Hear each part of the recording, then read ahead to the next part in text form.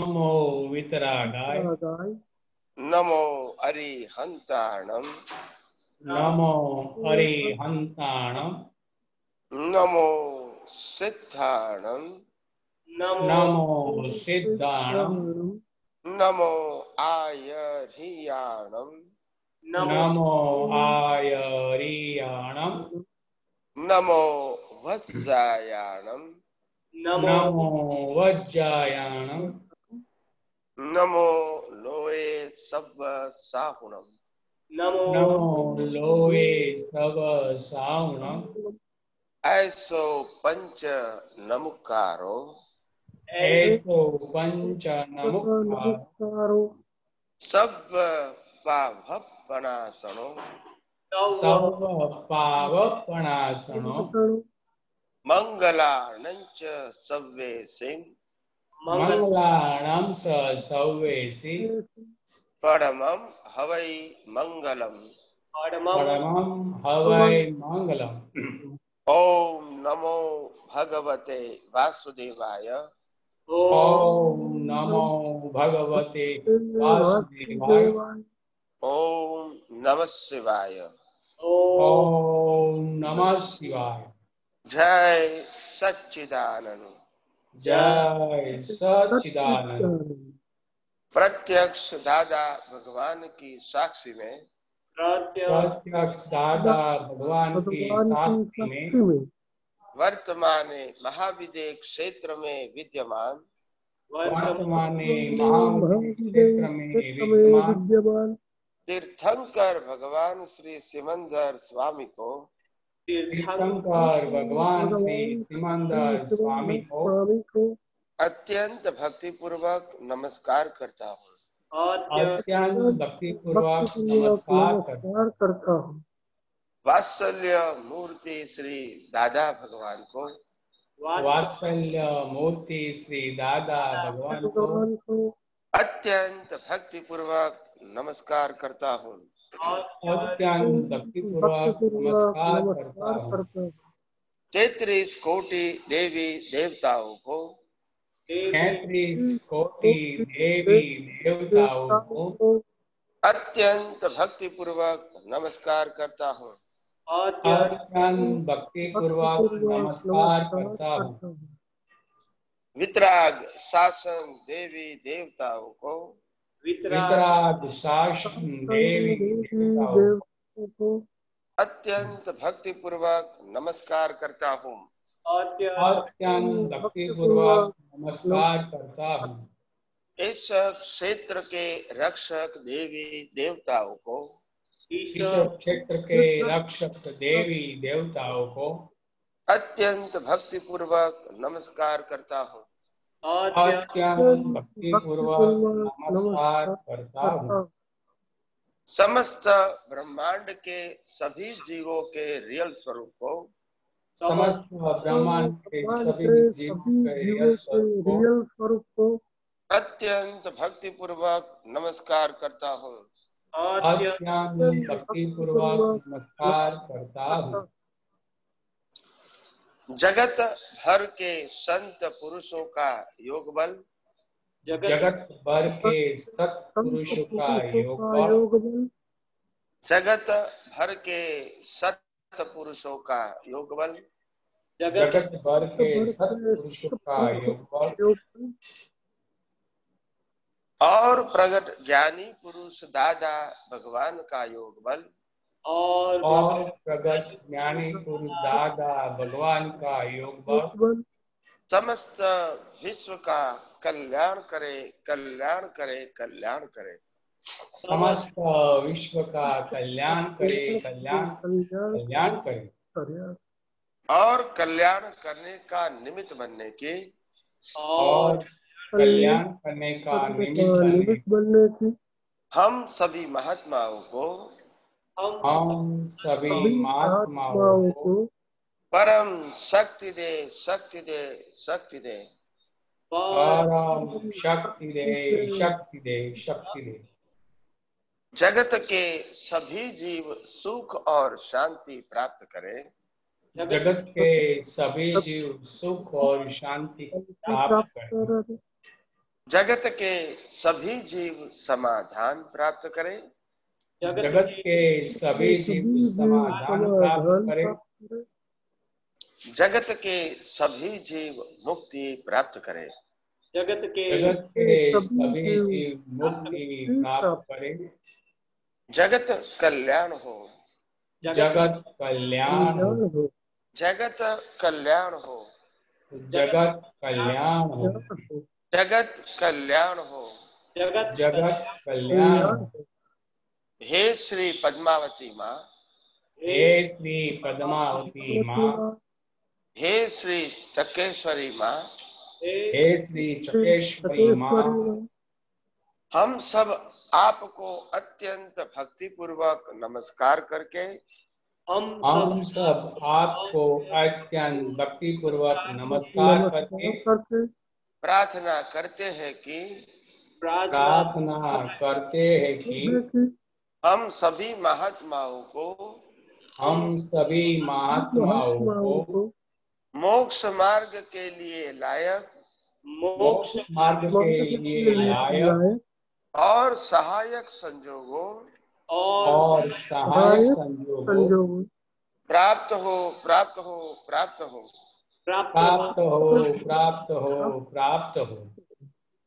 हे श्री अम्बे माँ। हे श्री अम्बे माँ। हे श्री भद्रकाली माँ। हे श्री भद्रकाली माँ। हम सब आपको अत्यंत भक्ति पूर्वक नमस्कार करके हम सब आपको अत्यंत भक्ति पूर्वक नमस्कार करके प्रार्थना करते हैं कि प्राप्त मन वचन काया से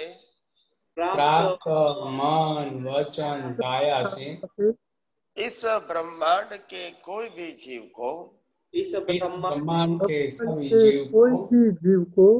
किंचित मात्र भी दुख न हो।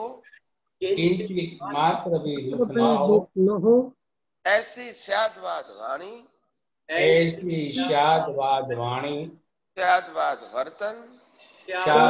वर्तन और स्याद्वाद मनन करने की परम शक्ति दो। जय सच्चिदानंद। जय सच्चिदानंद। जय सच्चिदानंद। जय सच्चिदानंद। सभी महात्माओं को जय सच्चिदानंद। जय सच्चिदानंद। जय सच्चिदानंद स्वामी। जय सच्चिदानंद। जय सच्चिदानंद।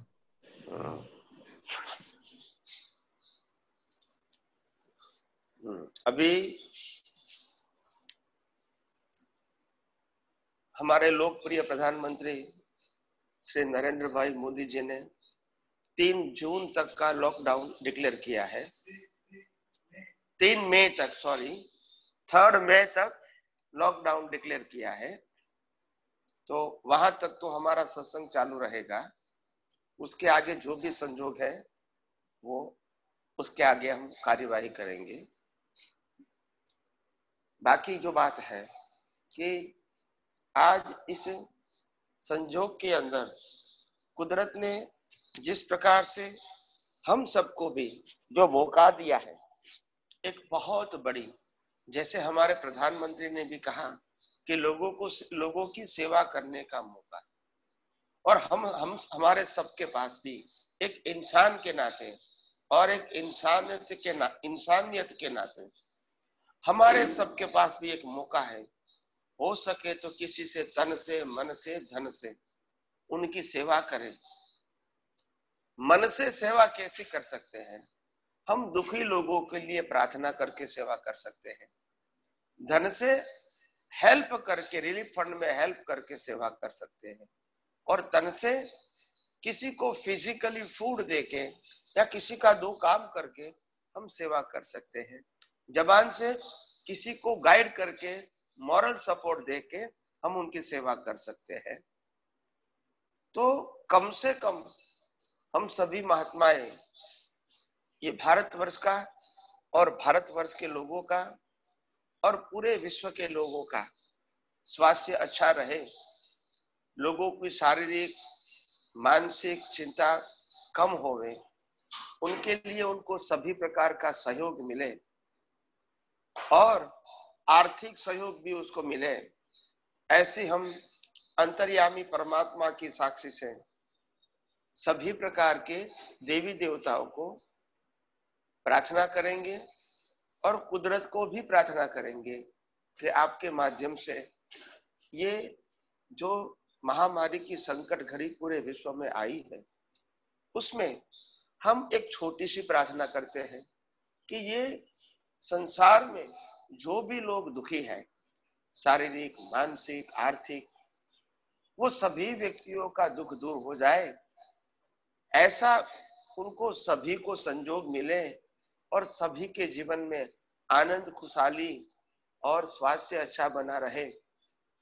यही भावना हम सभी महात्मा कम से कम हर रोज दिन में 5 बार करेंगे, उससे ज्यादा करेंगे तो बहुत अच्छा है, मगर कम से कम कोई भी समय पे 5 बार ऐसी प्रार्थना करें, ताकि एक इंसान होने के नाते हम और कुछ कर सके या न कर सके, मगर अपनी इंसानियत तो प्रार्थना के माध्यम से बताने की हम कोशिश करते हैं, प्रयास करते हैं।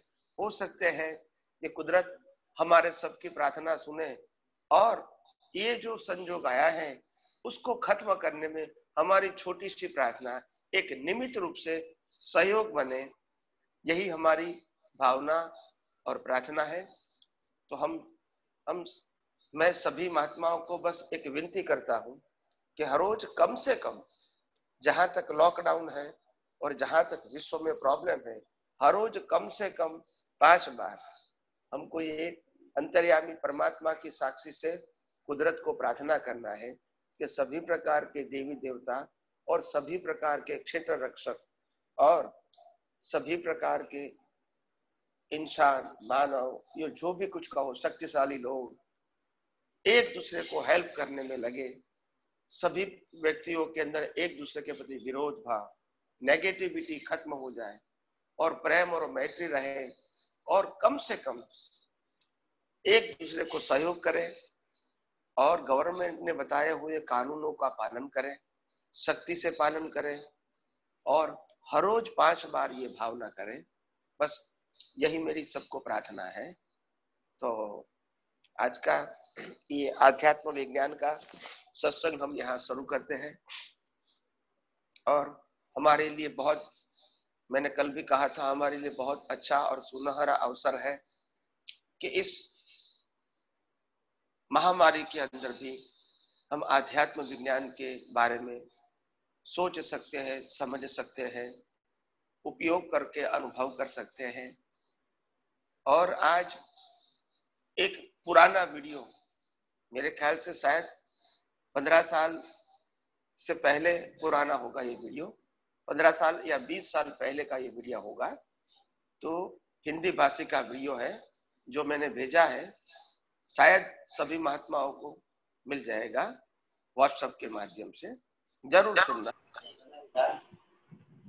तो ये 20 साल पुराना वीडियो है और उसके ऊपर भी आध्यात्म विज्ञान की बहुत मैंने डीप बात किया है, तो सरल भाषा में किया है और सिद्धांतिक तौर से किया है।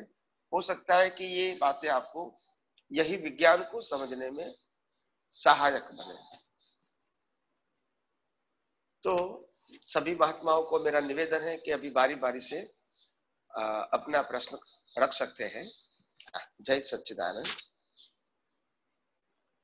सबसे पहले मेरे पास एक प्रश्न एक महात्मा का आया है, उनका मैं प्रश्न पहले ले लूं ताकि फिर मैं भूल नहीं जाऊं, इसलिए। तो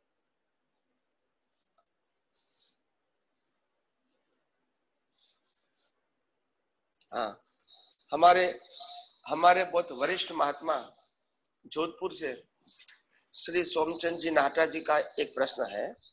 उन्होंने प्रश्न किया है कि स्वामी जी जय सच्चिदानंद, आपने बताया कि हमारे शुद्धात्मा पर अज्ञान का आवरण है, तो स्वामी जी जैसे जैसे अज्ञान कम होता है तो आत्मा के प्रकाश की डेंसिटी, तीव्रता किस रूप में बढ़ती है? क्या उससे हम प्रतिष्ठित आत्मा अनुभव कर सकते हैं? सोमचंद नाहटा जी का जोधपुर से ये प्रश्न है। तो सबसे पहले उनके प्रश्न का उत्तर दूं कि जैसे जैसे अज्ञान खत्म होता है, मतलब जो पहले अज्ञान से जो आवरण बना था वो अज्ञान अभी खत्म हो रहा है, और खत्म हो रहा है मतलब हुआ आपका विजन जो रिलेटिव सत्य के ऊपर आधारित लिमिटेड विजन था वो विजन और ब्रॉड बना, और ये दुनिया की सच्चाई यानी सनातन सत्य को समझने में और उसमें डीपनेस और गहराई आई। तो जैसे जैसे वो आपकी डीपनेस और गहराई बढ़ती जाएगी वैसा वैसा आप आत्मा के प्रति आपका जो आत्मविश्वास है और पक्का होगा, और दुनिया के प्रति जो आपका वैराग्य है और जो मालिकीपन और कर्तापन है, और मालिकी और कर्तापन से जो भीख और भय जुड़ा है वो धीरे धीरे खत्म होने की ओर आगे बढ़ेगा, और आपका आत्मविश्वास भी बढ़ेगा कि मैं सही रास्ते पर आगे जा रहा हूं। दूसरी बात, यही विज्ञान से अज्ञान निकलने के बाद ये कुदरती कानून के ऊपर आपका विश्वास बढ़ेगा, और वो बहुत जरूरी है, क्योंकि कुदरत का कानून नहीं समझने से हम कई अवतारों से भटक रहे थे। हम कुदरत को नहीं मानने से कई अवतारों से भटक रहे थे। हम कुदरत को ही, कुदरत की रचना को ही नहीं समझते हुए बहुत सारी अज्ञानता हमने पैदा कर लिया। आज हमने भगवान को माना, गुरु को माना, मंदिर को माना, मंत्र को माना, शास्त्र को माना, रिचुअल्स को माना, मगर कुदरत को नहीं माना, क्योंकि कुदरत कहती है ये सबका रचयिता तो मैं हूं और तुम मेरे को नहीं मानते हैं। तुम जिसको भगवान मानते हो वो भगवान बनाने वाला भी मैं हूं, क्योंकि उनका बॉडी भी पंच महाभूतों से बना था और उनका पूरा जीवन जो है वो भी मेरे ही कुदरती रचना से उनका जीवन था, और जो हवा पानी खुराक वो भी मैंने दिया था, कर्मों की भुगतान का संजोग भी मैंने दिया था। आप जिसको गुरु मानते हैं उनका भी पूरा जीवन मेरे कंट्रोल में था। जिन्होंने शास्त्र बनाए उसका कंट्रोल भी मेरे पास था। जिन्होंने रिचुअल्स बनाई इसका कंट्रोल भी मेरे पास था। जिन्होंने हर प्रकार की संस्थाएं बनाई इसका कंट्रोल भी मेरे पास था।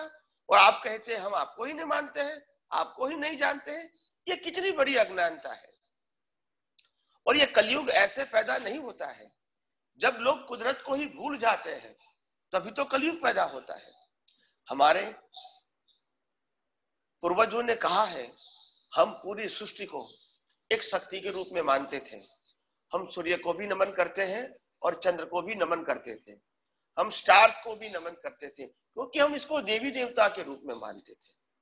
हम मेघराजा को भी वंदन करते थे, और हम नदियों को भी माता मानते थे, सरोवर को भी पिता पहाड़ों को पिता मानते थे, धरती को भी माता मानते थे।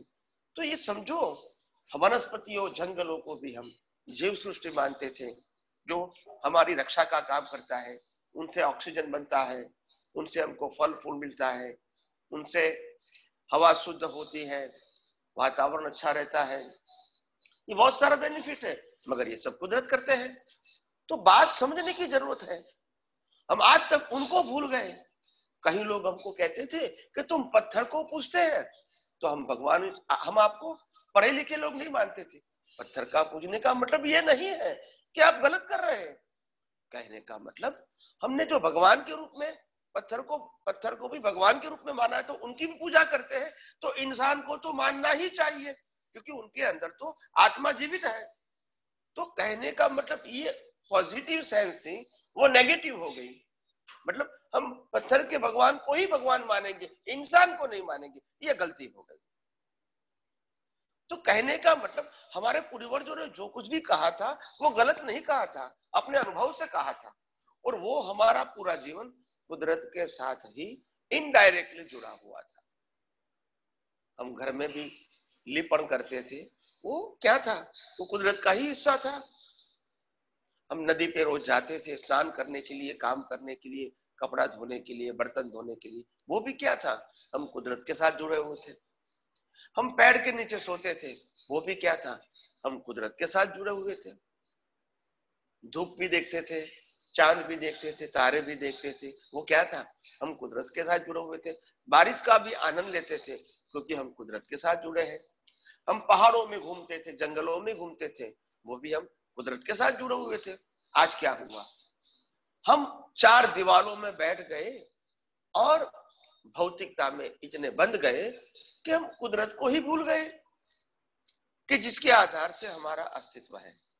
और इसीलिए मैं बार बार ये आध्यात्म विज्ञान के अंदर कुदरत का कानून और कुदरती रचना को ऊपर ज्यादा वेट दे रहा हूं और अपने शुद्धात्मा में स्थिर रहने की, निश्चय से स्थिर रहने की मैं आपको बार बार गाइड करता हूं। तो कहने का मतलब यह है कि बात को ध्यान में रखो और जिस तरह मैं कुदरती कानून के ऊपर इतना वेट दे रहा हूं तो इसका भी बहुत इंपॉर्टेंट है और इसीलिए मैंने वही बातों को समझाने की कोशिश किया है। जय सच्चिदानंद। सोमचंद नहाटा जी अभी ऑनलाइन है, आपको कुछ पूछना है सोमचंद जी? या प्लीज प्लीज। जय सच्चिदानंद स्वामी जी। जय सच्चिदानंद प्लीज। स्वामी जी, ये जो मैंने बताया, प्रश्न पूछा कि हम उस प्रकाश का अनुभव कैसे कर सकते हैं, तो वो खाली ज्ञान के और आगे बढ़ने की प्रक्रिया ही है या और भी हो सकता है? हाँ, देखो हम अभी ज्ञान प्रकाश को बढ़ा रहे हैं। जो कर्टेन था वो दूर होता है तो हमारी डीपनेस, शार्पनेस ये कुदरती रचना को समझने में सही हो जाएगी और वैराग्य भाव अपने आप आएगा। अभी आत्मा का अनुभव नहीं होगा या आत्मा का तो प्रकाश जो है वो तो 24 वर्ष है ही, मगर उसका अनुभव आपको नहीं होगा। उसका रोल तो है, बिना रोल हम प्रतिष्ठित आत्मा कुछ नहीं कर सकता है।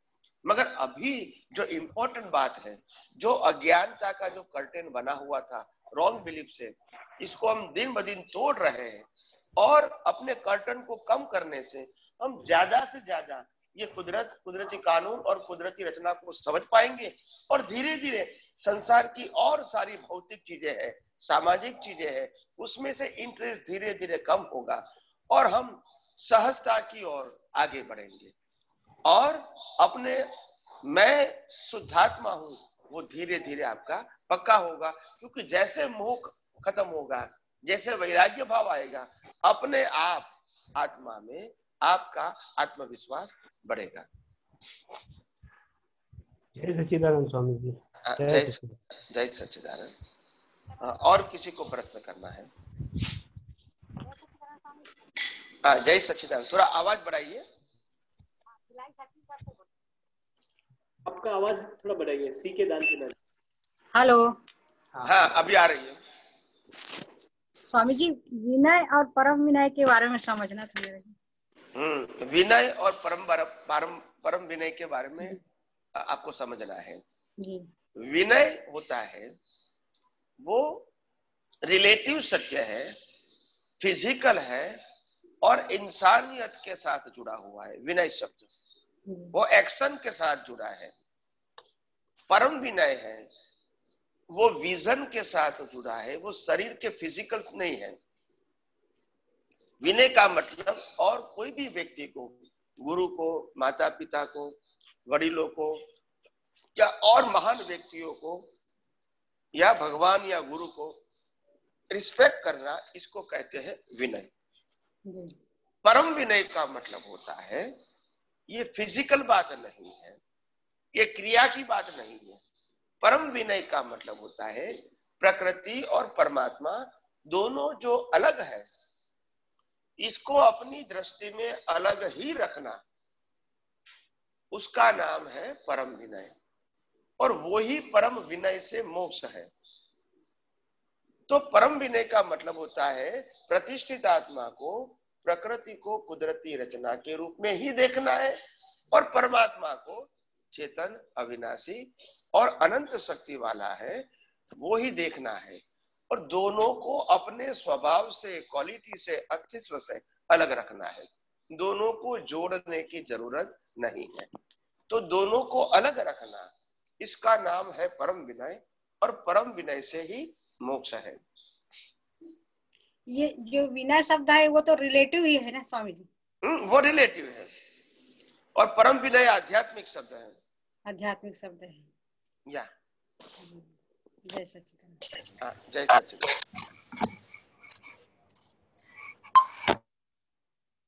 हाँ, और किसको प्रश्न करना है?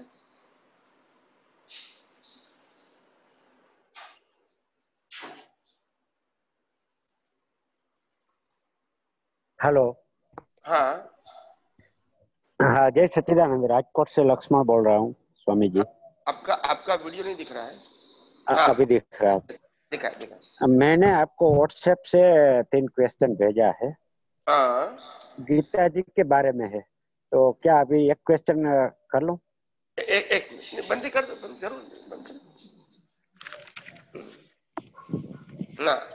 हाँ, एक मिनट में मैं निकाल लूं। आपका क्या नाम है? लक्ष्मण। एक मिनट। लक्ष्मण सोनग्रा, राजकोट। कोई बात नहीं, मैंने लक्ष्मण लिखा होगा तो उसमें निकाल दो आपको। हाँ, अभी मेरे को मिला।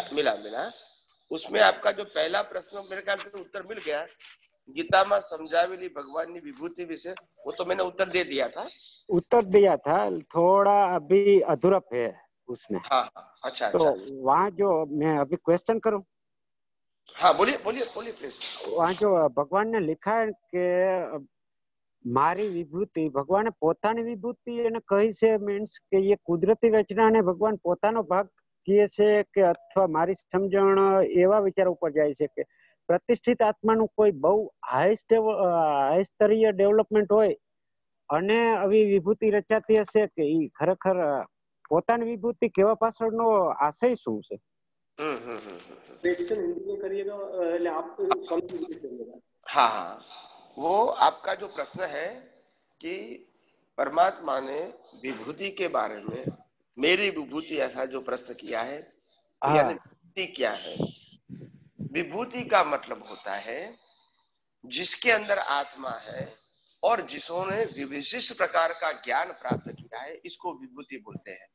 ज्ञान का मतलब होता है ये दुनिया की वास्तविकता जिन्होंने समझी है और मेरा भी वो अनुभव कर रहा है, ऐसे विशिष्ट प्रकार के व्यक्तियों को आध्यात्मिक मार्ग में इसको विभूति शब्द भी बताया गया है। तो विभूति का मतलब होता है प्रकृति और पर दोनों का जिसके पास ज्ञान है, अनुभव है और दूसरे को बांटने का जिनके पास सामर्थ्य है, इसको आम जनता के लिए इनको विभूति बोलते हैं। ओके, आम जनता के लिए इनको विभूति बोलता है।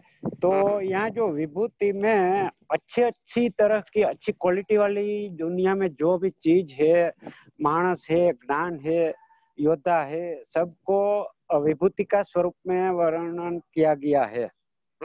तो उनका अर्थ में ऐसा समझूं कि हायर लेवल वाला प्रतिष्ठित आत्मा ने एशिया टेंडर भर के ऐसा भाव करके जो ऐसी प्रकृति का सर्जन का टेंडर भरा है और उनका परिणाम से जो ये ऐसी प्रकृति का सर्जन हुआ, वो विभूति है क्या? विभूति का मतलब है, जैसे मैंने कहा कि आध्यात्म मार्ग में विभूति क्या है वो तो मैंने बताया, और संसार के मार्ग के अंदर भी जो लोग विशिष्ट प्रकार से इंसानियत का काम करता है, मानव कल्याण का काम करता है, मानव समाज में लोगों को सहाय करता है, वो भी व्यवहार से उनको विभूति कहते हैं। लेकिन वो तो कुदरत का एक पार्ट है ना, कुदरत बोले तो ये कुदरती रचना का एक पार्ट है ना। कुदरती रचना का पार्ट तब होता है जब मेरी भावना होती है, तभी मेरे को कुदरत संजोग देते हैं। ओके, उनके साथ भावना जुड़ी हुई है, तभी तो मेरे को कुदरत ने संजोग दिया है। अच्छा। मेरी भावना के बिना कुदरत क्या कर सकती है? ओके, भावना जुड़ी हुई है, उनका मतलब ये है कि कोई ऐसा प्रतिष्ठित आत्मा का भाव जुड़ा हुआ है। हाँ, प्योर शुद्ध आत्मा का तो भाव होता नहीं है, प्रतिष्ठित आत्मा का। बराबर, इसीलिए व्यक्ति को विभूति बताया, आत्मा को विभूति नहीं बताया है।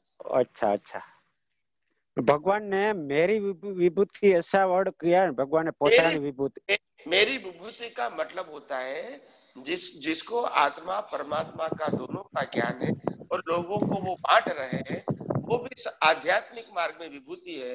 और दूसरा व्यक्ति है जो समाज में कोई विशिष्ट प्रकार की उन्होंने शक्ति पाया है, किसी के पास लक्ष्मी है, किसी के पास भौतिक ज्ञान है, किसी के पास डॉक्टर का ज्ञान है, किसी के पास और मानव कल्याण का ज्ञान है। तो जो भी है वो लोगों को फ्री ऑफ चार्ज बांट रहे हैं, वो समाज के लिए उसको विभूति बोलते हैं, विशिष्ट प्रकार की। जो भी धार्मिक, जो भी लोग समाज में, धर्म में और आध्यात्म में, तीनों फील्ड में नॉन कॉमर्शियल पर्सन होता है, यानी अपनी शक्तियों को फिर बांटता है, बेचता नहीं है, वो सभी को कुदरत ने, परमात्मा ने विभूति बताया। Okay okay okay. दूसरा क्वेश्चन अभी लूं के बाद में? बोलिए बोलिए, कोई बात नहीं। अध्याय 8 श्लोक 16 है कि हे अर्जुन, ब्रह्मलोक સુધી ના समस्त लोको पुनरावर्तित से। नहीं, उससे पहले मैं वो ले लेता हूँ, श्लोक 17वां और 18वां। બ્રહ્માનો જે એક દિવસ છે તેને સત્ય, ત્રેતા, દ્વાપર અને કલિયુગ એ 4 યુગના 1000 વાર થતા આવર્તનમાં લાગતા સમય જેટલો, તેમજ એમની રાત્રિને પણ એટલી જ, એટલે કે 1000 વાર ચતુર્યુગના સમય જેટલી. બ્રેકેટમાં લખેલું છે કે અર્થાત બ્રહ્મલોકનો અંત આવવાના હોવાને લીધે પણ એ વિનાશશીલ તથા અનિત્ય છે એવો તત્વથી જાણે છે તે યોગ્યો કાળ તત્વને જાણનારા છે. એ 17મો શ્લોક છે, એની હારે જ 18મો શ્લોક વર્ણવેલો છે. એ 18મો બોલું છું. બધા ચરાચર જીવો બ્રહ્માનો દિવસ શરૂ થતા અવ્યક્તથી અર્થાત બ્રહ્માના સૂક્ષ્મ શરીરથી ઉત્પન્ન થાય છે અને બ્રહ્માની રાત્રિ શરૂ થતા અવ્યક્ત નામના બ્રહ્માના શરીરમાં જ લીન થઈ જાય છે. સ્વામીજી, આ મારો પ્રશ્ન તમે એકવાર મને સમજાવેલો છે, ત્યારે મને ખાલી દિવસ અને રાત્રિના અર્થમાં સમજાવેલો હતો, પણ અહીંયા ચતુર્યુગના 1000 વારના આવર્તનને બ્રહ્માનો દિવસ અને એ જ રીતે એટલા જ સમયને બ્રહ્માની રાત્રિ, અને એના સૂક્ષ્મ શરીરથી ઉત્પન્ન થાય છે અને પાછા સૂક્ષ્મ શરીરમાં જ લીન થઈ જાય છે. એ સમજવું. देखो, ये जो ब्रह्मा, आपका जो प्रश्न है कि ब्रह्मा का एक दिन और उनकी रात्रि मतलब बहुत लंबी होती है, हम इसको टाइम जोन में नहीं बोलते, लंबी बोल देते हैं, खत्म हो गई बात, डीप में नहीं जाना है, उसकी लंबी होती है, हजारों लाखों साल भी बोल सकते हैं इसको, ठीक है। रात्रि और दिन लंबी होती है, तो ब्रह्मा किसको कहेंगे आप बताइए। हाँ।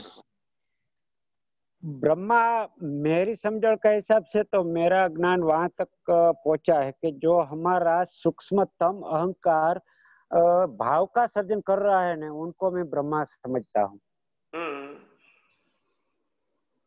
तो वो तो फिर टेम्पररी हो गए ना। नहीं, परमानेंट भाव करता ही रहता है, भाव करता ही रहता है। तो फिर मोक्ष कैसे होगा फिर? वो तो आप जैसा ज्ञानी कैसे भाव को बंद करना है वो ज्ञान का प्रकाश देंगे, तब वो बंद करने का ज्ञान में अप्लाई करके भाव को संपूर्ण बंद करके निर्वाण स्थिति तक पहुंचेंगे ना। नहीं नहीं, इसीलिए मैं बताऊं आपको। ओके, एक्चुअली ब्रह्मा का अर्थ क्या है वो भी आप? वही मैं कहता हूं कि ब्रह्मा का मतलब, मूल ब्रह्मा का मतलब है आत्मा, और आत्मा को जब इस दुनिया में अज्ञानता के वश हजारों लाखों साल तक और अवतारों तक घूमना पड़ता है, ये घूमने का मतलब होता है उसका परिभ्रमण। तो जब आत्मा को स्वाभाविक रूप से, वो खुद ही चेतन है, वो खुद ही अविनाशी है और खुद ही अनेक प्रकार की अनंत शक्तियों वाला है, फिर भी क्योंकि उनका जो आवरण खुलने की जो प्रक्रिया है, क्योंकि निगोज से ही वो आवरण वाला है, ऐसा नहीं है कि वो आवरण ने डाला है, निगोज से ही आवरण वाला है बेभान अवस्था में। उसके बाद से उसको इंद्रिय ज्ञान हुआ, एक इंद्रिय से पंचेंद्रिय में, तो इंद्रिय ज्ञान की बढ़ोतरी हुई। इसके बाद मनुष्य में आए तो बौद्धिक ज्ञान की बढ़ोतरी हुई हर अवतार में, तो ये ज्ञान होने से उसके आवरण लगे, हमको लगा कि ये ज्ञान से हम प्रगति करते हैं। हाँ, प्रगति जरूर करते हैं भौतिक बातों में, संसारिक बातों में, और आप आध्यात्मिक और आत्मा से आप दूर जा रहे हो। तो कहने का मतलब है एक ही आत्मा की इतनी सारी लंबी यात्रा जो है वो उनके लिए इतना लंबा, उनके लिए दिन रात हो गया कि रात मतलब अंधेरा, खुद का अस्तित्व है, खुद की शक्ति है और खुद का ही ज्ञान है, ज्ञान प्रकाश है। फिर भी इनको इतने अवतारों तक, इतने सालों तक भटकना पड़ता है, और वो ही अज्ञान ही अंधेरा है, वो ही लंबी रात है। और जब वो अंधेरे में से निकल जाता है अज्ञान को छोड़ के और केवल ज्ञान प्राप्त करके जब मोक्ष में जाता है, तो वो भी उसका जो दिन है वो परमानेंट हो जाता है उसके लिए, फिर रात कभी नहीं आती है। तो यहाँ जो संसार में अज्ञानता के वश यहाँ तो रात ही है, दिन कहो रात कहो कुदरती अवस्था से, मगर आत्मा के लिए तो रात ही है, क्योंकि बंधन में है। जहां तक आत्मा शरीर के जन्म मरण के चक्कर से मुक्ति नहीं पाएगा, वहां तक तो उसके लिए तो अंधेरा है, और जब मुक्त होगा तो उनके लिए दिन होता है। तो इतनी लंबी रातें हैं क्योंकि वो अज्ञानता के वश है। सब अज्ञानता निकल गया तभी आत्मा मोक्ष में जाएगा, फिर उसको कभी रात नहीं आती है। तो मेरी समझ के मुताबिक ब्रह्मा का मतलब होता है अपना मूल आत्मा।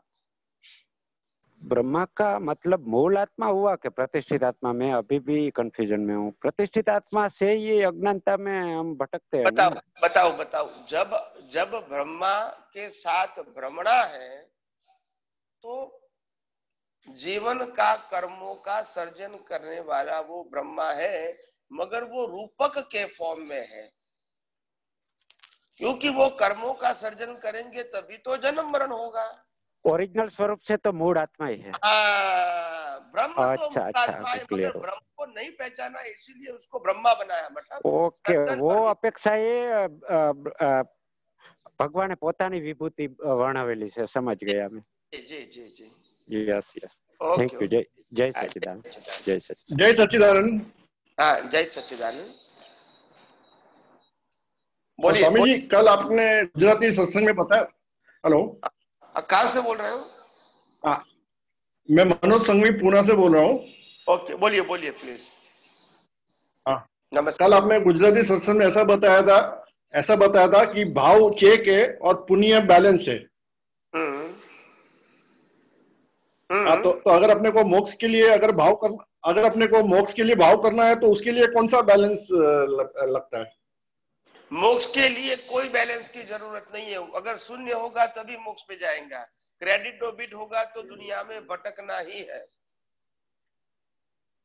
अच्छा, मोक्ष के लिए लायक और सहायक के लिए पुण्य की जरूरत है, मोक्ष के लिए पुण्य की जरूरत नहीं है। सभी पाप और पुण्य खत्म होता है तभी मोक्ष में जाता है। अगर क्रेडिट डेबिट है तो यहाँ भुगतान करना ही पड़ता है।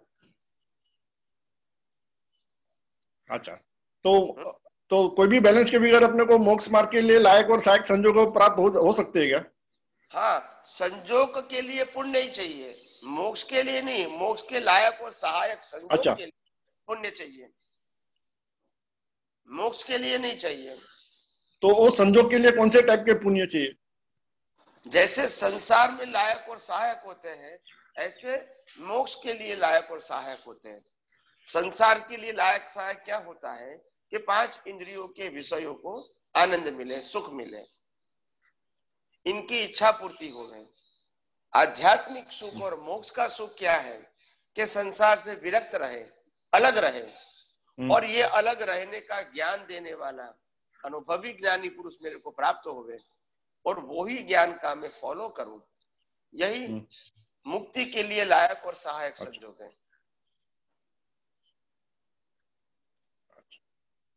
ओके, जय सच्चिदानंद। जय सच्चिदानंद।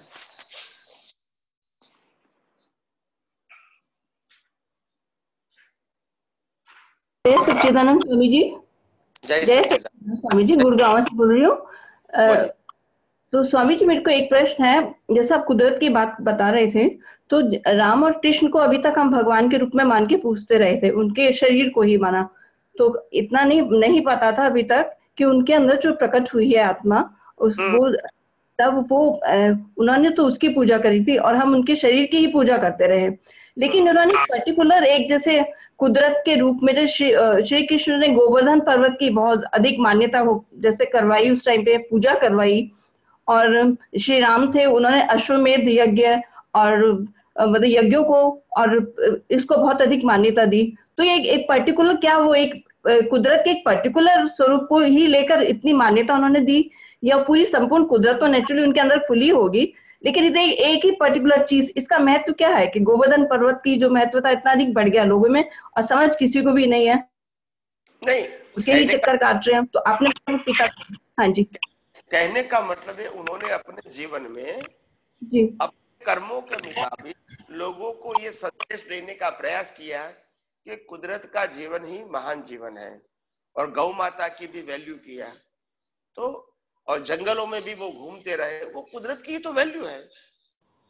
अगर महलों में रहते होते तो मैं बताऊं कि उन्होंने कुदरत वैल्यू नहीं किया है, नहीं, उन्होंने कुदरत की वैल्यू किया है। जंगलों में घूमते थे, पहाड़ों में घूमते थे, आनंद बनाते। ऐसा नहीं कि घर के अंदर, बंगले के अंदर, महल के अंदर संपत्ति के साथ खाना पीना और सोना, वो तो उसकी बाद में, अभी 200-500 साल की, 1000 साल की ये परंपरा है, ऐसा नहीं।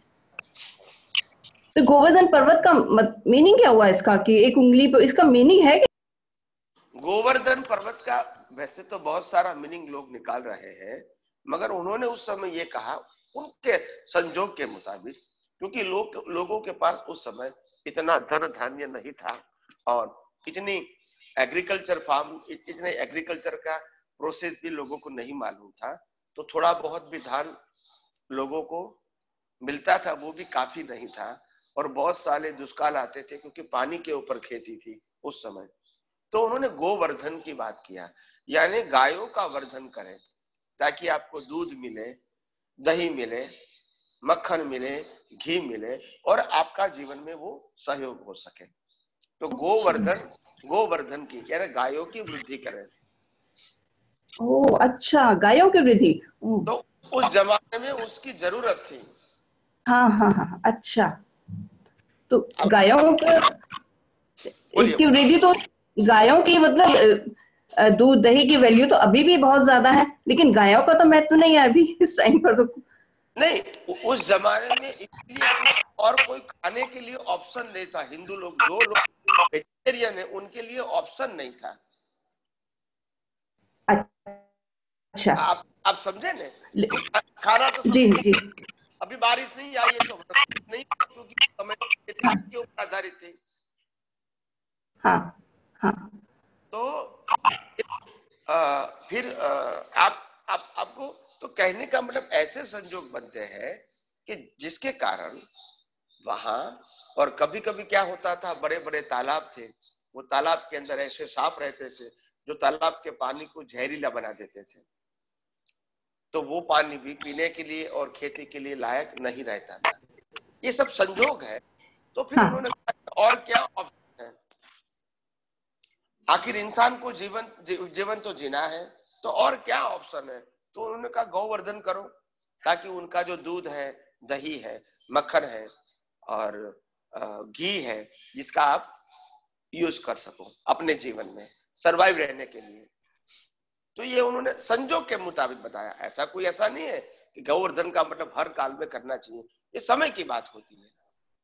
अच्छा, समय की बात है। बहुत साउंड डिस्टर्बेंस आता है कमलेश जी, आप वो जो वर्मन, कमलेश वर्मन हाँ जी।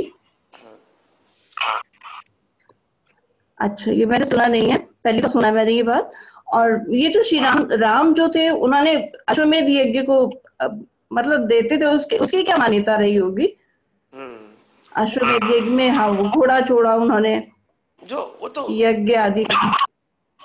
अश्वमेध यज्ञ जो था वो विजय के लिए, विजय प्राप्ति के लिए किया था उन्होंने अश्वमेध यज्ञ।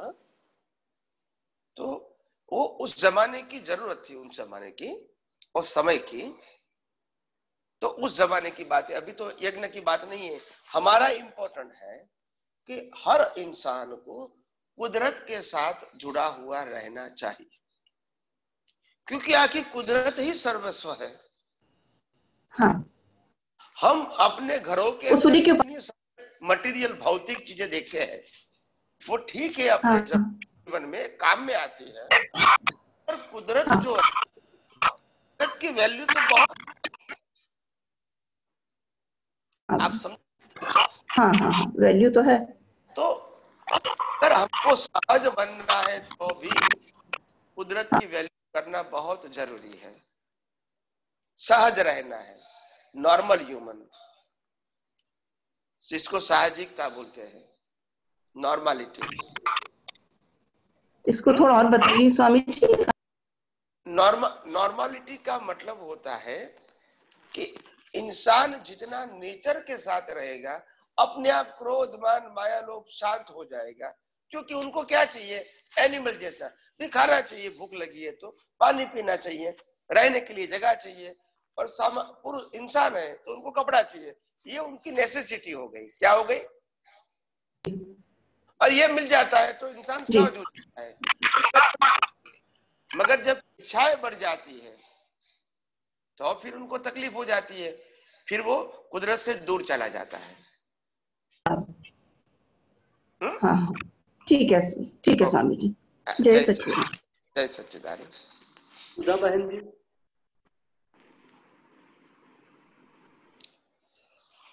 कौन है?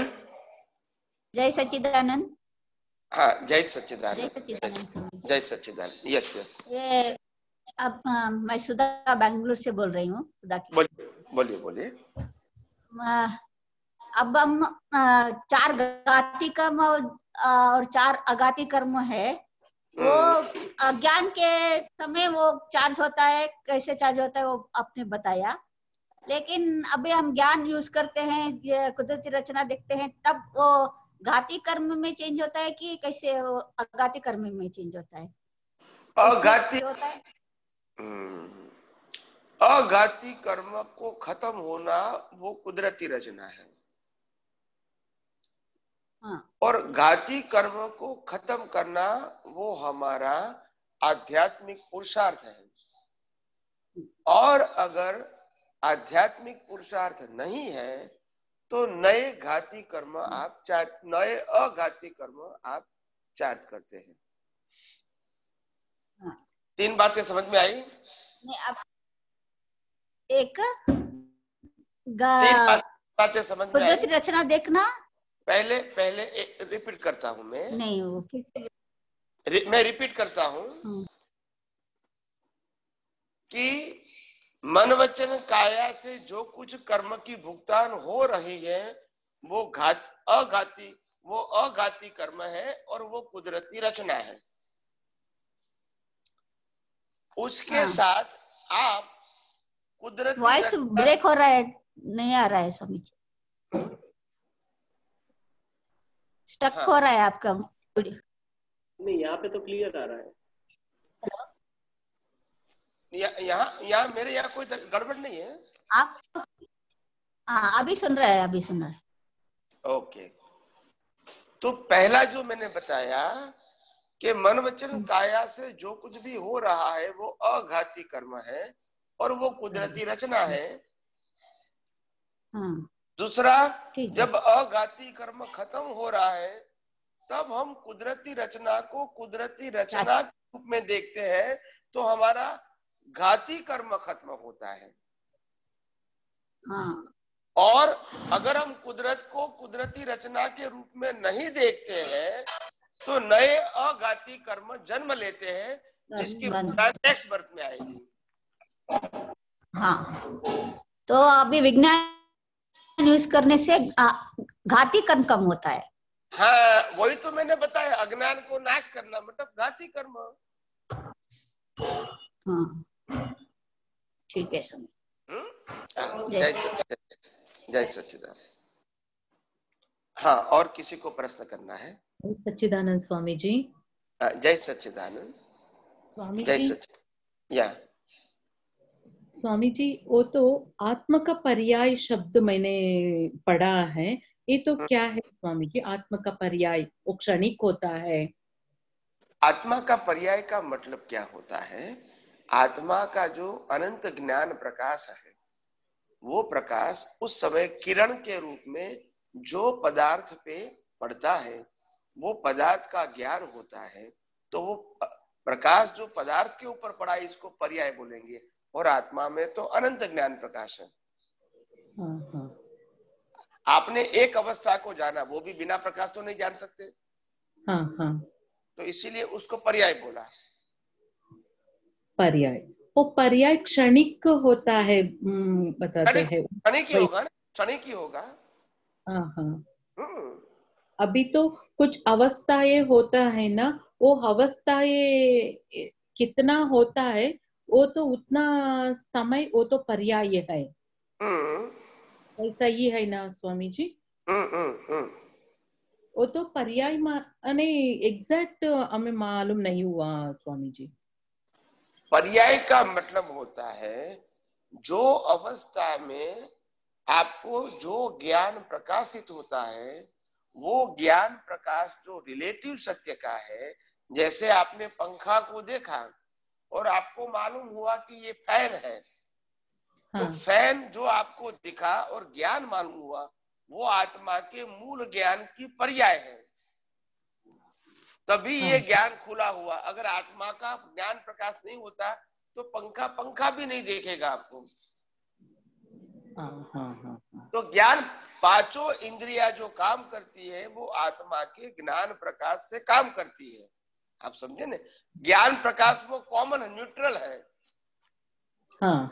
और अवस्था को जो आइडेंटिफाई करता है, वो हमारा प्रतिष्ठित आत्मा है। ज्ञाता दृष्टा रहना।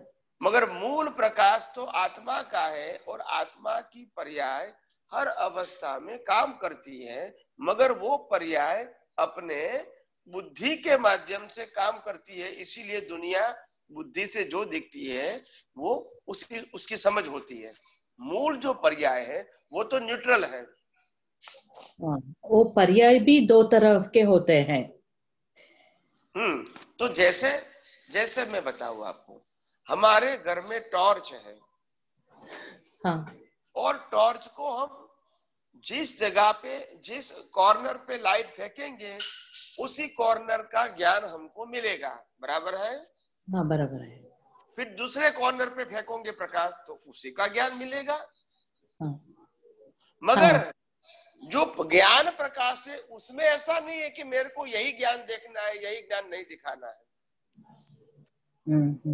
आप समझे? हाँ, मालूम है। तो पर्याय का मतलब होता है फूल ज्ञान का कॉर्नर। फूल ज्ञान का मतलब उनका ऐसा ज्ञान है कि पूरे ब्रह्मांड को अनकवर करता है। मगर आपको भी क्या जानना है कि ये क्या है, तो क्या फैन है, वही जानना है, तो पर्याय हो गया। Now you understand? हाँ, यस स्वामी जी। मगर अगर आत्मा भी नहीं है तो वो भी नहीं जान सकोगे आप। आत्मा का प्रकाश है। वो प्रकाश न्यूट्रल है, और अवस्था बौद्धिक रूप से आपको समझ में आती है। जय सच्चिदानंद स्वामी जी। जय सच्चिदानंद। ज्ञेय को स्वामी जी, ज्ञेय को हम पर्याय बोल सकते हैं? ज्ञेय को, ज्ञेय, ज्ञान और ज्ञाता। तो ज्ञेय को पर्याय बोल सकते हैं, मगर ज्ञेय के पीछे बिलीफ होती है। क्या होती है? मूल पर्याय शुद्ध है, मूल पर्याय शुद्ध है, मगर बुद्धि की जो बिलीफ है, उसी प्रकार से हम अवस्था को आइडेंटिफाई करते हैं। तो अभी जो ज्ञेय है वो रिलेटिव सत्य वाला है। मगर जब अज्ञान निकल जाएगा तो वो ज्ञेय शुद्ध हो जाएगा। तो वही ज्ञेय फिर बाद में शुद्ध हो जाएगा। अभी वो अशुद्ध पर्याय है, ऐसा? हाँ, ऐसा बोल सकते हैं। ओके। और किसी को प्रश्न करना है? वो बहन को प्रश्न करना है। जय सच्चिदानंद स्वामी जी। जय सच्चिदानंद स्वामी जी। जय सच्चिदानंद स्वामी जी। ये जैसे मैं आप आप कहाँ से बोल रहे हैं? मैं सोनीपत से सीमा बोल रही हूँ स्वामी जी। सोनीपत से, okay, please please carry on. Swami ji, जैसे मैं नामधारी हूँ ये भी बिलीफ है, मैं शुद्ध आत्मा हूँ ये भी बिलीफ है। करेक्ट। पर जितनी जल्दी ये नामधारी की बिलीफ पक्की होती है उतनी जल्दी शुद्ध आत्मा की बिलीफ पक्की नहीं होती है, बार बार भूल हो जाती है उसमें। इसके पीछे कारण क्या है? अज्ञान का क्या है? इसके पीछे कारण क्या है? हमारा जो उपयोग है, उपयोग वो बार बार रिलेटिव सत्य की ओर ही चला जाता है। मैं शुद्धात्मा हूं, उसमें आपको ज्ञान हो गया कि मैं पहले शरीर था, एक ही ज्ञान था। अभी आपको ज्ञान हुआ कि मैं शरीर से मुक्त ऐसा शुद्धात्मा हूं, मगर आपके 5 इंद्रियों का जो उपयोग है वो तो रिलेटिव सत्य की ओर ही आपको खींच जाता है, तो वो तो बार बार हाजिर रहेगा। हाँ जी, तो सपने में भी याद होता है मैं सीमा हूँ। हाँ, तो इसीलिए हमको अंतर्मुखी होके, अंतर्मुखी का मतलब होता है अपना मुख अंदर बनाने का है, जो पहले बाहर ही था, वन वे था। अभी आपको 2 वे बताया, बाहर से आप शरीर हो और अंदर से आत्मा हो, तो आत्मा हो उसी तरफ भी आपका मुख होना चाहिए हर समय, और उसकी प्रैक्टिस की जरूरत है। जैसे आपने जन्म लिया, तभी आपको मालूम था कि मैं किसी की बेटी हूं, और मैं बेटी हूं यही आपको याद था। फिर आपने शादी किया, फिर मालूम हुआ कि मैं किसी की बहू भी हूं, तो बेटी भी हूं और बहू दोनों को याद रखना पड़ता है। यस और नो? यस। फिर माँ बनेंगे तो मैं किसी की माँ हूं, वो भी याद रखना पड़ेगा। बराबर है कि नहीं? बराबर। ऐसे अभी आपको मालूम हुआ कि मैं आत्मा हूं, तो वो भी प्रकृति है, वो तो रिलेटिव सत्य है ही, उसके साथ मैं शुद्धात्मा हूं। हर प्रकृति की अवस्थाओं में मैं तो शुद्धात्मा हूं ही, बराबर कि नहीं?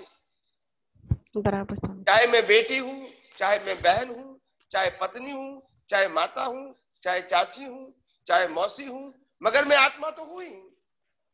हाँ जी स्वामी। तो हर अवस्था में रिलेटिव सत्य की यादगिरी के साथ मैं शुद्धात्मा हूं, वो भी लक्ष्य रखने की जरूरत है, उनकी प्रैक्टिस की जरूरत है। सही है स्वामी।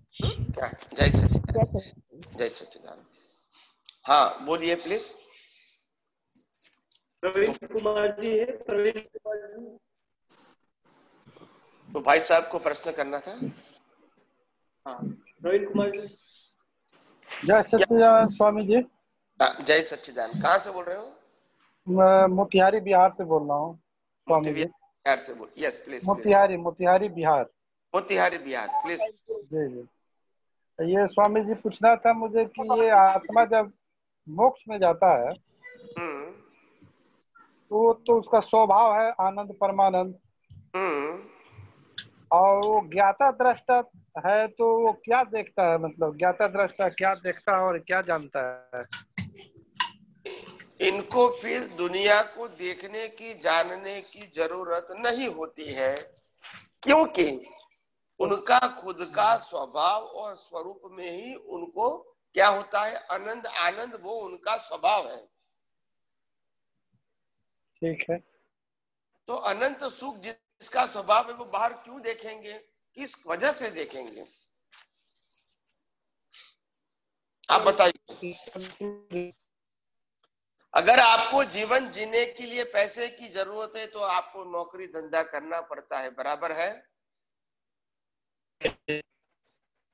आपका हैंग हो गया क्या? नहीं, ठीक है ठीक है।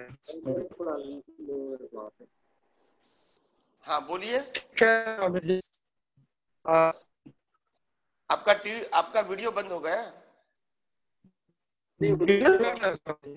नेटवर्क थोड़ा लो होगा स्वामी जी। कोई बात नहीं, मैं उत्तर दे रहा हूं आपको, सुनिए प्लीज। मेरा कहने का मतलब है, जैसे आपको जीवन जीने के लिए पैसे कमाना है तो नौकरी धंधा करना पड़ता है, बराबर है? मगर कोई कहेंगे कि आपको कितना पैसा पूरे जीवन के लिए चाहिए, तो आपने कहा 5 करोड़, उन्होंने आपको दे दिया, फिर आप क्या करोगे? नौकरी धंधा करोगे? नौकरी धंधा करोगे? नहीं करेंगे। बस, तो जिनको अनंत सुख था वो मिल गया, फिर दुनिया को क्यों देखेंगे? वो सिस्टम बंद हो जाता है, ज्ञाता दृष्टा वो क्लोज। वो सिस्टम बंद नहीं होता है, अपने आप में ही संतुष्ट हो जाता है, तो बाहर दृष्टि करने की जरूरत भी नहीं है। और आत्मा का स्वभाव विनाशी चीजों को देखना और जानना है ही नहीं।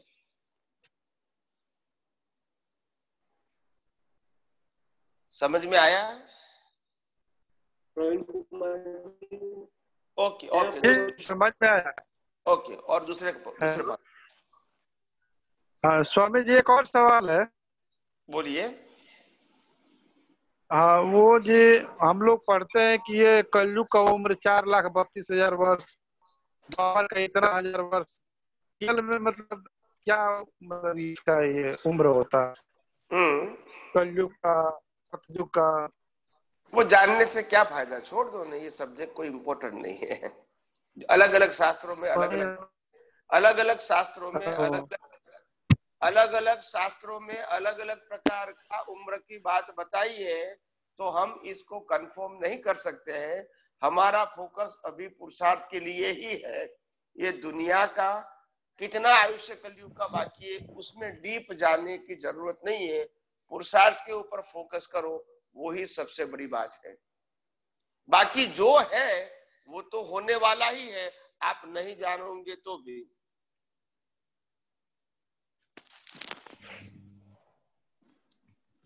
हाँ, कुमार जी है, भरत। कौन है? कौन है भरत कुमार? नहीं, अभी दिखाई नहीं दे। भरत कुमार जी है आप? नहीं, अभी नहीं है स्वामी, कोई बात नहीं। ओके, और कौन है? अभी स्वामी जी मैं एक क्वेश्चन कर लूं? बोलिए बोलिए, लास्ट क्वेश्चन। हाँ, लक्ष्मण राजकोट से।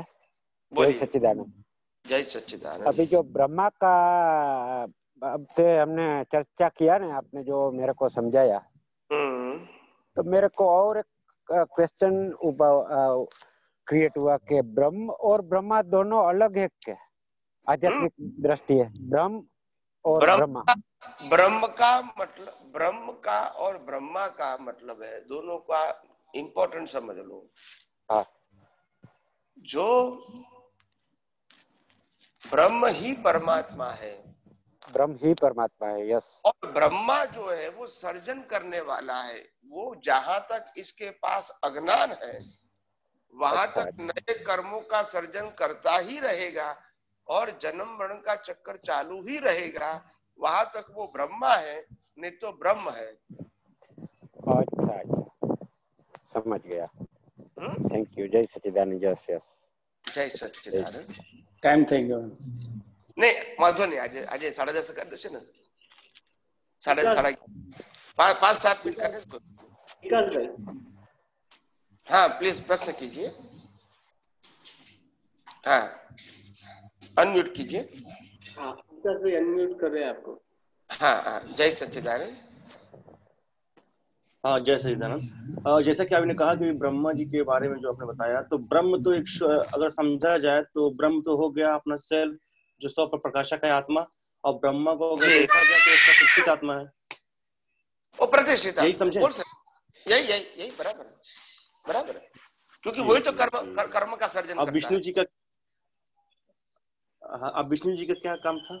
अब विष्णु जी क्या प्रतीक है? विष्णु का मतलब वो पालनहार, और महेश का मतलब संहारक। तो दुनिया का पालनहार ये कुदरत है, और संहारक भी कुदरत है। ब्रह्मा विष्णु और महेश, आप सर्जन करते हैं, विसर्जन कुदरत के हाथ में है। मेंटेन एंड डिस्ट्रॉय कुदरत के हाथ में, मेंटेन एंड डिस्ट्रॉय दोनों कुदरत के हाथ में है। सिर्फ सर्जन, सर्जन आपके हाथ में, विसर्जन कुदरत। इसलिए तो कहा कि भगवान के अगर देर है अंधेर नहीं, यानी कुदरत के अगर देर है अंधेर नहीं, आएगा रिजल्ट। जी जी समझ गया। क्योंकि उनके हाथ में, इसीलिए तो मैंने कहा कि मन वचन काया का जीवन आज हमारे हाथ में नहीं है, वो कुदरत के हाथ में है। पालन करना या विसर्जन करना जो भी है, जन्म देना, जीवन देना और मृत्यु देना, ये तीनों उसके हाथ में है, क्योंकि हमने उसकी पहले एग्जाम दे दिया है। दे दिया। जी जी जी, जय सच्चिदानंद। जय। और प्रश्न करना है? सुदर्शन लोढ़ा जी है। और सुदर्शन लोढ़ा जी। जय सच्चिदानंद। हाँ बोलिए बोलिए। से सुदर्शन लोढ़ा बोल रहा हूँ। जय सच्चिदानंद। कहाँ से बोल रहे हैं? ये एक चीज और संबंधित है, सिद्ध गुण धाम का ध्यान कीर्तन करते अपने ही शुद्धात्मा की भक्ति करते हैं, थोड़ा सा समझाइए। आप रिपीट कीजिए, आवाज बीच में आवाज आती है। सिद्ध गुण धाम का ध्यान कीर्तन करते अपने ही शुद्धात्मा की भक्ति करते हैं, थोड़ा सा समझाइए इसको विस्तार से। हाँ, वो तो अपने गुण की भक्ति करने का मतलब अपने खुद के स्वभाव में रहना है कि भी मैं शुद्धात्मा हूँ, मैं चेतन हूँ, मैं अविनाशी हूँ, मैं अनंत ज्ञान वाला, अनंत दर्शन वाला हूँ, मैं अनंत सुख वाला हूँ, मैं अनंत शक्ति वाला हूँ। ऐसी भक्ति करते रहोगे तो यानी खुद ही खुद की भक्ति करते हैं, और उस समय संसार की आप भक्ति नहीं करते हैं तो बाहर का जो मोह है उनका इफेक्ट नहीं होगा। सही है। और इसमें इसका ये हो गया भाई, ये भी कुदरती रचना है। हाँ, शुद्धात्माओं कुदरती रचना है, शुद्धात्माओं कुदरती रचना है। और ये सब चेतन हूँ, अविनाशी हूँ, अवयव हूँ, सूक्ष्म हूँ, ये सब इसमें आ गया। मतलब नहीं, शुद्धात्मा कुदरती रचना नहीं है, शुद्धात्मा तो हमारा मूल स्वरूप है। हाँ। और मूल स्वरूप की क्वालिटी क्या है? अनंत ज्ञान, अनंत दर्शन, अनंत सुख, अनंत शक्ति, चेतन और अविनाशी, वो शुद्धात्मा है। उसके अलावा जो कुछ है वो कुदरती रचना है, उसमें डीप में जाने की जरूरत नहीं है, वो सिर्फ विसर्जन के रूप में है। अच्छा, बिल्कुल। और प्रश्न करना है? एक मिनट, कमलेश वर्मन जी, आप कमलेश वर्मन जी आपका जो है, तो अभी तो हम डिस्चार्ज पार्ट में कर्मफल भोग रहे हैं, लेकिन एक जो चार्जिंग पार्ट जो है जहां पर हमारा, तो चार्जिंग पार्ट में अगर हम हमारे मन से, वाणी से या काया के थ्रू कुछ ऐसा चार्जिंग होती है, तो क्या मन से बांधे हुए कर्म जो है वो मन के थ्रू ही भोगने में आते हैं, और वाणी से किए हुए वाणी के द्वारा भोगने में आते हैं, या काया से किए हुए कर्म जो होते हैं वो काया के थ्रू भोगने में आते हैं? ऐसा है? ऐसा कोई सिद्धांत है? नहीं। हाँ, जो बिलीफ होती है वो विचारों से जुड़ी हुई होती है, और हाँ। बिलीफ के अंदर जब व्यक्त करने का होता है तो भाषा जुड़ी होती है, और हाँ। जब इसको क्रियान्वित करना है तो एक्शन जुड़ा हुआ होता है। वो आपके कर्मों की कैटेगरी के मुताबिक है। मैंने एक बार समझाया था, कई सारे ऐसे होते हैं जो विचार आके चले जाते हैं, वो स्पीच और एक्शन नहीं आते हैं।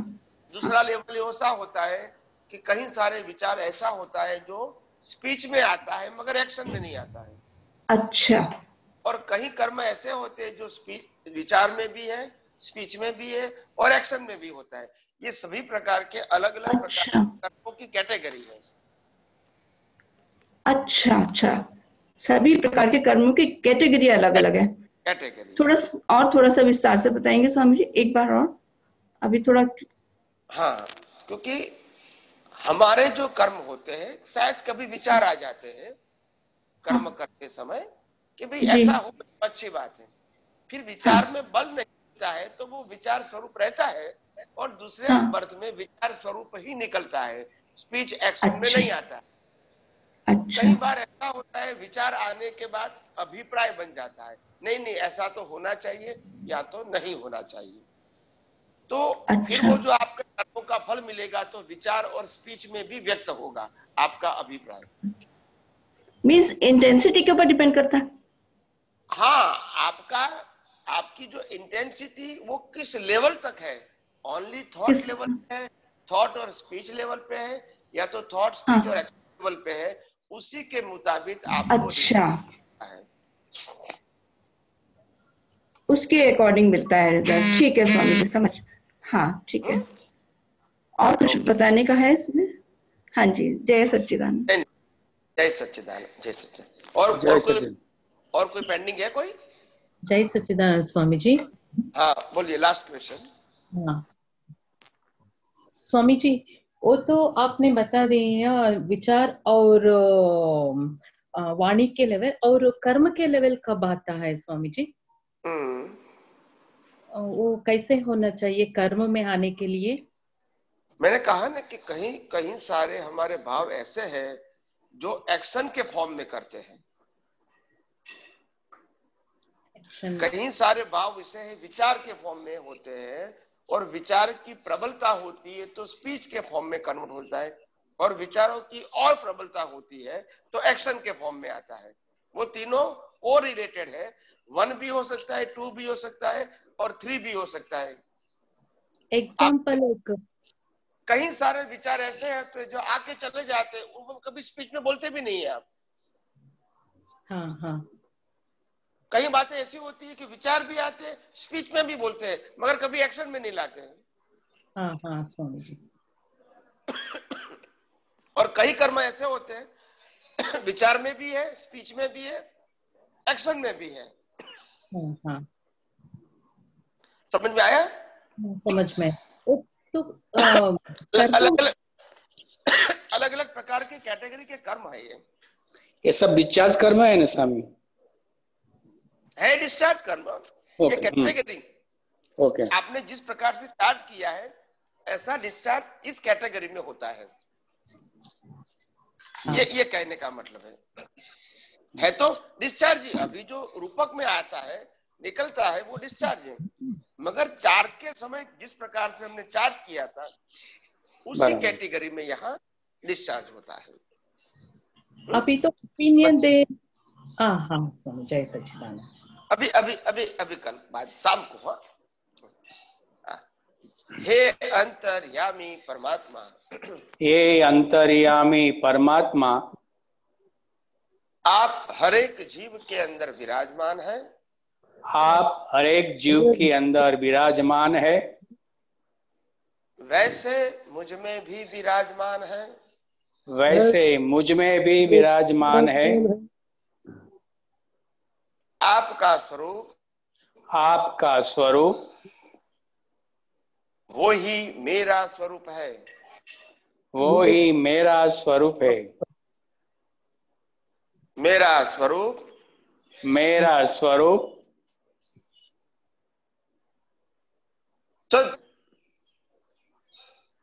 शुद्ध आत्मा है।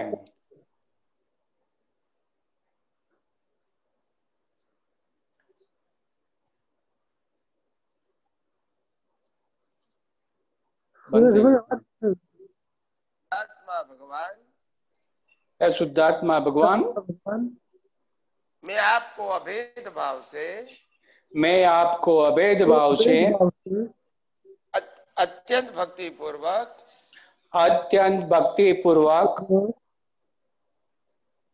नमस्कार करता हूँ। नमस्कार करता हूँ।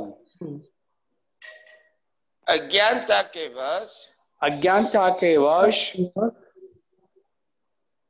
मैंने जो जो दोष किए हैं, मैंने जो जो दोष किए हैं, वो सभी दोषों को, वो सभी दोषों को